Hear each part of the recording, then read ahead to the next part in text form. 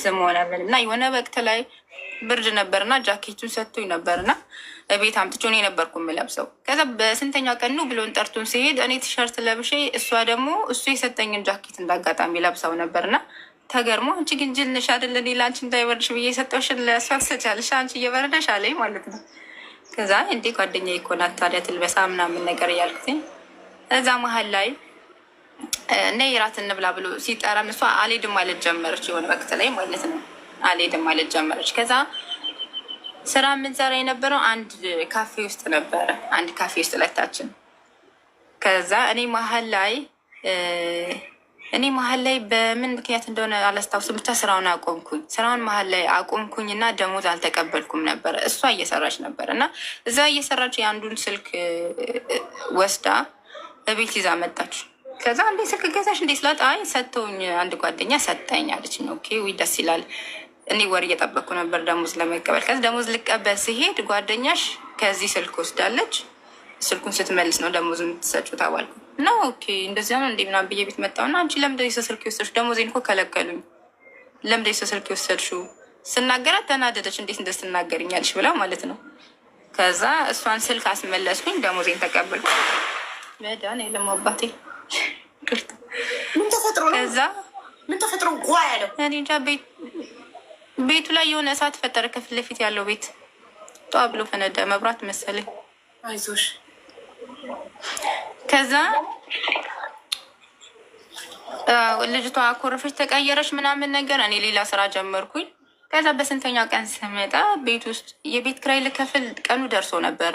ቤት ውስጥ ያለውን ልብሴን እንዳለ በቃ ለብሼ በሄድኩት ነው የቀረሁት። ማለቻሽ ያጠራቀምኩትን ሳንቲም ፎቶ ሁላ ነበር አብረኝ የተነሳ ነው። የሆነ ሰዓት ላይ እንዲህ አንድ ሰው ስልክ ወስዶብኝ በፎቶ አስይዛለሁ ስል ሰምታ ነበር እና ከኔ ጋር የተነሳችውን ፎቶ ምናምን እንዳለ ጥቅልል አድርጋ ይዛ ወጣለች።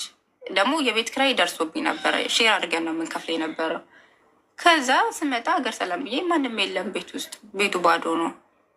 ከዛ ደውዬ እንደዚህ እኮ ሄደች እቃውን የሚይዛ የቤት ኪራይ የምከፍልበት ሰዓት ይሄ በቃ የሆነ ከፍቶኝ አናገርኩት ምናምን በቃ ይዞሽ ምናምን አለኝ። በዚህ እየተቀራረብን መጣንና ቅርርባችን ወደ ፍቅር እንትን አለ። የሆነ ከቅርበትሽ አንጻር ወደ ፍቅር የምትቀየሩ የለም። መጀመሪያ ላይ ግን ለእኔም የሆነ አይነት ሰው እንዲገና ስታዩ ይሄ ሰው ትልቅ ነው የምትይው አይነት ሰው ነው እና ከዛ በነገሮች በሂደት ወደ ፍቅር ተቀየረ። እኔም ከዛ ቤት ወጣሁኝ፣ መኖሪያ ቤት ገባሁኝ። መኖሪያ ቤት ገብቼ እየሰራሁኝ እኔ እና እሱም በፍቅር ቀጠልን። ከዛ መሀል ላይ እንዲህ ብትሰሪ እኮ ምናምን በሚል ሀሳብ ወደ ስደት ለመሄድ እንትን አልኩኝ። ከዛ ሳውዲ ነበረ ፕሮሰስ የተጀመረው። ብሩን አሁን የለኝም ቤተሰብ ታማወጥቸዋለሁ ሲለኝ አለቀስኩኝ። እንዴት ይህን ወላ ጀምሬ በቃ መሄድ የሆነ ነገር አስቤ ካልሆነ የሆነ እንትን በቃ ማድረግ እፈልጋለሁ። ገብቶሻል? ከዛ አስሬ ስትጠይቀኝ ምን ሆነሽ ነው ስትለኝ እንደዚህ ልሄድ ብዬ ብር ጎደለኝ። ጓደኛዬ ደግሞ ሰጥሻለሁ ብሎ ነበረ አሁን የለኝም አለኝ።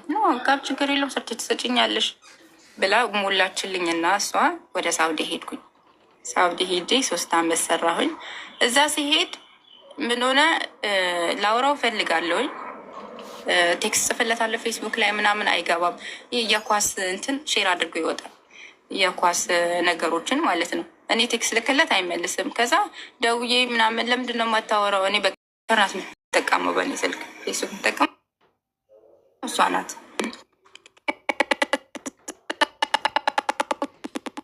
እንዲያዩ ብዬ ከጊዜ በኋላ ነው ይሄ የሌላ ሰው የወንድ ፎቶ ፕሮፋይል አድርጋለሁ። ላገባ ነው እያልኩኝ የቀለበት እንትን ምናምን ፖስት አደርጋለሁ። ምንም አይለኝም። በቃ ምንም ማነው ለምንድን ነው አይጠየቀኝም። እኔ ገብቶሻል? እንዲያወራኝ እንዲጠይቀኝ ነው እንደዛ ማድረግ የነበረው። ከዛ ነው ኦኬ። በሂደት እኔም እንትን እያልኩ መጣሁ። የሆነ ውስጥ እንዲቀና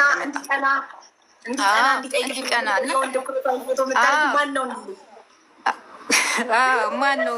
ለምንድን ነው? ከየት ነው? ከዛ እሱ ግን ምንም ፕሮፋይል ያደርጋለሁ፣ ከቨር ያደርጋለሁ፣ ልብ ቅርጽ አደርግለታለሁ ምናምን ፖስተው። ያ ልጅ እኮ አላውቀውም ከናካቴው ላገባ ነው ብዬ ይሄ 2 ጣት ቀለበት ምናምን ያለ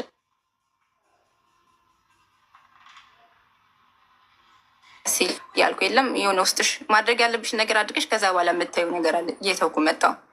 ከዛ እንዲሁም በቃ እንዲሁም ሲጀመር እሱ እኮ ትልቅ ነው ከኔ ይተልቃል። ያ ምክንያት ለራሴ መንገር ጀመርኩ። እሱ እኮ እንዲሁም ትልቅ ነው ከኔ። እኔ እኩያዬን ፈልጌ ለምን እንትን አልልም በቃ